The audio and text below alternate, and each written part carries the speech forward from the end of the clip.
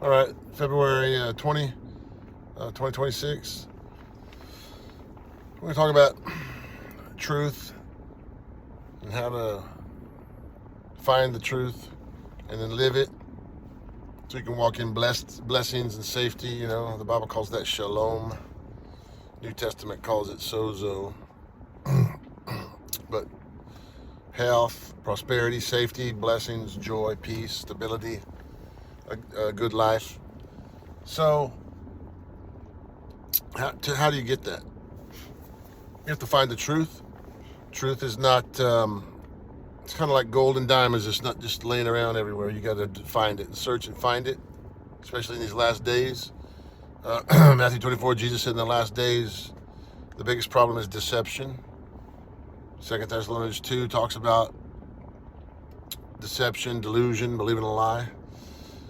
So when you know the truth from Jesus and the Holy Spirit, the Father, Son, Holy Spirit, the Word, it was truth sets you free, John 8.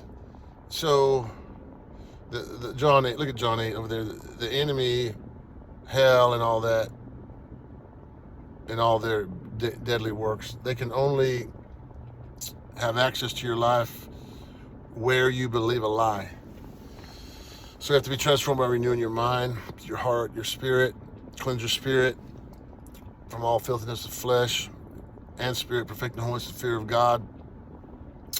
Be transformed by renewing your mind so you can discern and walk in the will of God.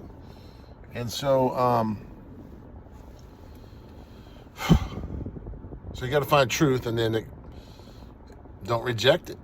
When you find truth, accept it, and then live it. And then, like law enforcement or military or law enforcement, you have to enforce the truth of God in your life, in your family, your business, your church, or wherever you have influence. Enforce it. Then you're blessed. Then you can have prosperity and health. 3 John 2, here's a fact. God says he prays, he desires above all things that you prosper. 3 John 2, hello. Okay, so some of you people are dumb and easily deceived or just stupid. And so you've believed a lie that's a trendy, kind of a fad, F-A-D, trendy, popular, it's stupid, but especially on YouTube that, anyway, so these dumb fake Christians, they're against prosperity, or they're very deceived. Well, you can't really be a real Christian and be deceived because God is truth. The Word is truth, the Spirit of truth. So these Christians that bought into this, they're offended, most of them. If you're offended, you can believe a lie, because you're looking to blame people for your own problems and challenges. You want to blame others like Adam and Eve. Want to blame. But it's their fault for believing evil knowledge, mixture knowledge. So go and do an honest, unbiased. You know, the biasness in the Democrat Party or the left all over the world, leftism and whatever, I thought, man, that came from the church. The Democrats, the EU, the UN, the lefty all over the world, communists, I'm like, man, they learned from the religious, deceived church. Cancel culture, not no free speech,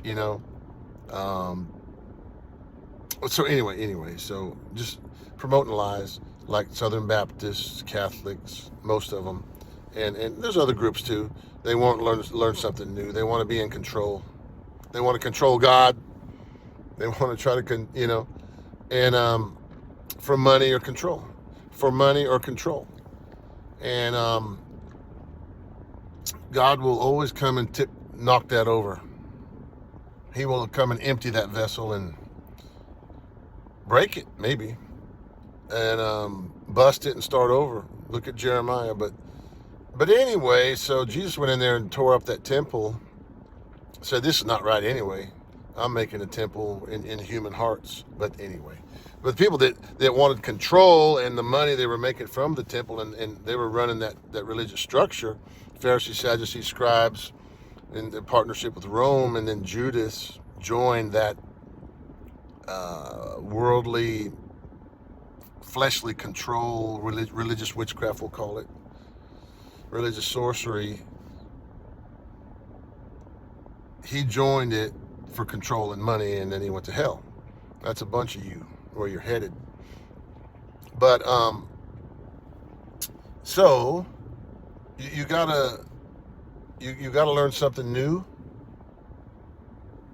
and grow and change continually. Grow and change. Learn, grow, change. Learn, grow, change.